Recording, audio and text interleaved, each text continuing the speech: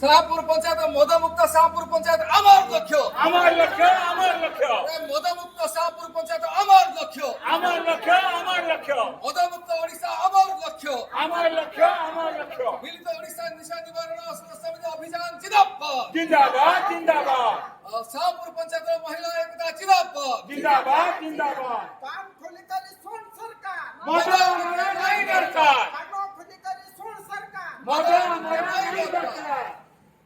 ওড়িশা আমার সংকল্প মদমুক্ত ওড়িশা ये पंचायत ना करो আমার সংকল্প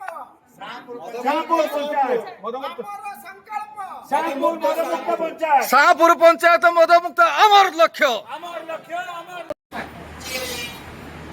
ଆଜି ଆପଣ ମଦ ବିରୋଧୀ ଆନ୍ଦୋଳନ ପାଇଁ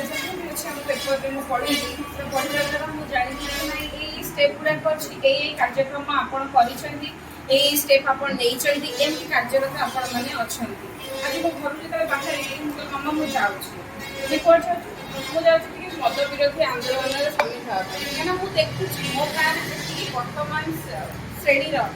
ଯୁବକ ଅଛନ୍ତି ଛୋଟ ପିଲାମାନେ ଅଛନ୍ତି ମୁଁ ଦେଖୁଛି ସେମାନେ ନିଶାସକ୍ତ ହେଇକା ଚାଲିଛନ୍ତି ସେମାନେ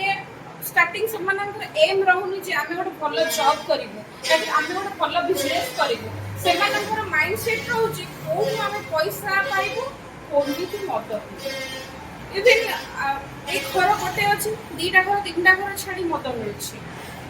ସେମାନଙ୍କ ମାଇଣ୍ଡରେ ସେଇ ସେଟ୍ ରହୁଛି ଆମେ କୋଉଠୁ ପଇସା ଆଣିବୁ ଆମେ ମଦ କେମିତି ପିଇବୁ ଆମ ବାପା ମା କେମିତି ସର୍ଭାଇଭ୍ କରୁଛନ୍ତି କୋଉ କଷ୍ଟରେ ପଇସା ରୋଜଗାର କରୁଛନ୍ତି ଆମେ କେମିତି ଆମ ଭବିଷ୍ୟତକୁ ଫ୍ୟୁଚର ପ୍ଲାନିଂ କରିବୁ ସେସବୁ ଚିନ୍ତାଧାରା ସେମାନଙ୍କ ମସ୍ତିଷ୍କରେ ବର୍ତ୍ତମାନ ପର୍ଯ୍ୟନ୍ତ ଆସିପାରୁନାହିଁ ଆପଣଙ୍କର ଏଇ ଯେଉଁ ସଚେତନତା କାର୍ଯ୍ୟକ୍ରମ ଆମ ପଞ୍ଚାୟତରେ ଆରମ୍ଭ ହେଲା ମୁଁ ଆଶା କରୁଛି ଆମେ ପ୍ରତି ୱାର୍ଡରେ ଏଇଭଳି କାର୍ଯ୍ୟକ୍ରମ ଆପଣମାନଙ୍କର ପ୍ରେରଣା ପାଇକି କରିବା ଆଉ ଆମେ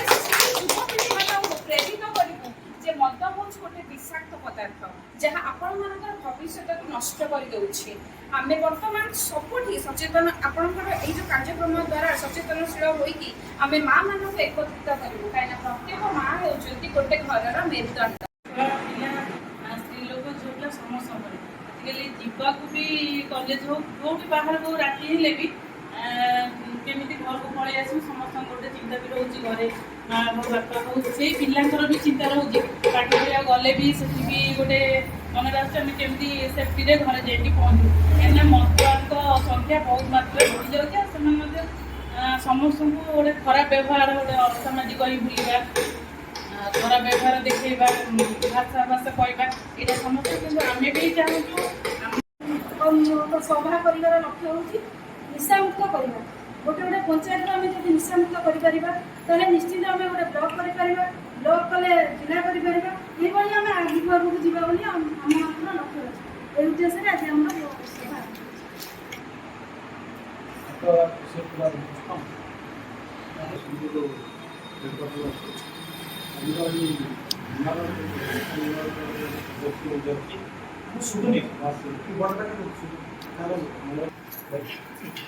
ଦି ଲାଇନ୍ କରୁଛ ନିଶା ନିବାରଣ ଅଭିଯାନ ମଦ ପିଇକିରି ବେକାରୀ ହେଇକିରି ପଡ଼ୁଛନ୍ତି ଆମେ ଦେଖୁଛୁ କେମିତି ମଦ ମୁକ୍ତ ଓଡ଼ିଶା ଆମର ପରିବାରରେ ବି ମଦ ପିଉଛନ୍ତି ମୋ ପିଲାମାନଙ୍କୁ ବି ବହୁତ ଅଛନ୍ତି ଜବରଦସ୍ତ ପିଇକିରି ସେମାନେ ବି କରୁଛନ୍ତି ଖରାପ କରିଛନ୍ତି ଟୋଟାଲ ଗୋଟେ ପରିବାର ଖରାପ ହେଇଛନ୍ତି ପରିବାର ଆକ୍ସିଡେଣ୍ଟ ବି ହେଇକିରି ମୃତ୍ୟୁବରଣ ବି କରିଛନ୍ତି ତେଣୁକରି କେମିତି ମଦ ମୁକ୍ତ ହବ ଓଡ଼ିଶା ଏବଂ ଆମ ପଞ୍ଚାୟତ କେମିତି ଭଲସେ ମଦ ମୁକ୍ତ ହେଇକିରି ପଞ୍ଚାୟତର ନାଁ ହବ ଆମ ମହିଳାମାନଙ୍କର ନାଁ ହବ ଆମେ ଏତେ ଗୋଟେ କାର୍ଯ୍ୟକ୍ରମ କରୁଛୁ ଆପଣମାନେ ଆମକୁ ସାହାଯ୍ୟ କରିବେ ସହଯୋଗ କରିବେ ଆମେ ଆମ ବ୍ଲକ ଆମ ଜିଲ୍ଲା କେମିତି କେମିତି ମଦମୁକ୍ତ ହବ ସେଥିପାଇଁ ମୁଁ ଚାହୁଁଛି ଏବଂ ଆଉ ଗୋଟେ କଥା ମୁଁ କହିବାକୁ ଚାହୁଁଛି ଆମ ଘର ପାଖରେ ଜଣେ ବହୁତ ମଦୁଆ ତା ପରିବାରକୁ ଏନି ଟାଇମ୍ ପିଟେ ମାରେ ମାନେ ଖାଇବାକୁ ଦିଏନି ସେମାନେ ଏଇ ଯେଉଁ ବାଡ଼ ପରେ ବି ଶୁଅନ୍ତି ରାତି ପାଇଯାଏ ଆମ ଘରେ ବି କିଛି ଦିନ ତାଙ୍କୁ ଆଶ୍ରୟ ଦେଇଛି ଖାଦ୍ୟ ଦେଇଛି ମୁଁ କହିଲି ସେ ସମସ୍ତଙ୍କୁ ସବୁବେଳେ ତମମାନଙ୍କୁ ମାରୁଛୁ ତମେ ଦିନେ ଉଠ ନା ତାକୁ ମାନେ ପ୍ରତିରୋଧ କରିବାକୁ ତମେ ମା ଝିଅ ତିନି ଚାରି ଜଣ ହେଲେ ତମେ କାହିଁ ପ୍ରତିରୋଧ କରୁନ ସେ ମଦଟେ ଏନି ଟାଇମ୍ ତମକୁ ମାରିବ ତମେ ଆସିକି ପର ଘରେ ଲୁଚି ଲୁଚି ବୁଲିବ ଯିଏ ବି ଗୋଟେ ଖାଇବାକୁ ଦବ ତିନି ଚାରି ଜଣ କେତେ ଦିନ ଦବ ତମେ ଦିନେ ଉଠ ପ୍ରତିରୋଧ କରିଦେବ ବଏ ବାଡ଼େଇଲେ। ଆଜି କହୁଛି ତା ଘରେ ତା ସ୍ୱାମୀ ନାହିଁ, ତାକୁ ବିଦା କରିଦେଲେ। ଯାହା ପାଇଁ ଆମେ ପ୍ରତିଦିନ ଆମେ ମାନେ ମଦ ପାଣି ସକାଶେ ଆମେ ଘରେ ସବୁବେଳେ ଆମ ମାନେ ଖାଦ୍ୟ ଖାଇକି ଛାତ ଆଣି ଫୋପଡ଼ା ହେଇଗଲା, ମାନେ ଖାଇପାରୁନଥିବେ ଛୁଆ, ଭାରି କାନ୍ଦ ଗହଳିରେ ଆମେ ଦେଖିଛୁ ତାଙ୍କୁ ସବୁ। ତେଣୁକରି ଆଜି ମୁଁ କହୁଛି ପରିବାରକୁ ଯାଇ ପଚାରିବେ, ସେ ଆଜି ଘରେ ନାହାନ୍ତି। ସେ ଏମିତି ବୁଲିକି ବାହାରେ ମଦ ମାନେ ପଇସାଟି ମାଗୁଛନ୍ତି, ବିପଦ ଦୁଃଖ ମାଗି ଚଳୁଛନ୍ତି, କିନ୍ତୁ ପରିବାର ଆଜି ସ୍ୱଚ୍ଛଳ ଅବସ୍ଥାରେ ଗୋଟେ ଚାଳ ଘର ଥିଲା, ଏଇଟା ଜରି ଘର ଥିଲା, ଚାଳ ଘର ଥିଲା, ଏଇଟା ଆଜବେଷ୍ଟ ଘର ହେଲାଣି। ମା ଛୁଆ ପରିବାର ନିଜକୁ ଚଳିଲେ।